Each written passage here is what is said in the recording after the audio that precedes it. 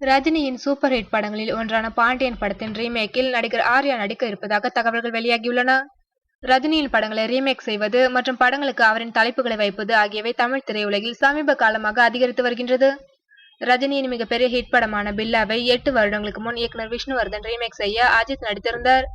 அஜித்தின் நடிப்பில் வெளியான பில்லா வெற்றி படமாக மாறியதுடன் வசூலையும் குவித்தது. அதற்கு பின்னர் ரஜினி படங்களை ரீமேக் செய்த அனைவரும் அதில் தோல்வியை கண்டனர். மாப்பிள்ளை, முரட்டுக்காலை என்று இதற்கு பல உதாரணங்களை கூறலாம். மேலும் ரஜினியின் தலைப்புகள் வைக்கப்பட்ட படங்கள் கூட பெரிதும் வெற்றி பெறாத சூழ்நிலையே நிலவுகிறது. ஏனெனில் ரஜினியின் இடத்தில் வேறு ஒருவரை வைத்து பார்க்க ரசிகர்கள் விரும்பவில்லை. ஆனால் தர்மதுரை, போக்கிரி ராஜா, வீரா என்று அவரின் தலைப்புகளை தங்கள் படங்களுக்கு வைப்பது இன்னும் குறைந்த பாடில்லை.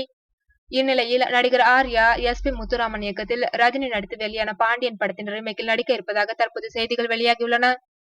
முன்னதாக இயக்குனர் சூராஜ் இப்படத்தை இயக்குவார் என்று செய்திகள் வெளியான நிலையில் சூராஜ் இந்த செய்தியை மறுத்திருந்தார்.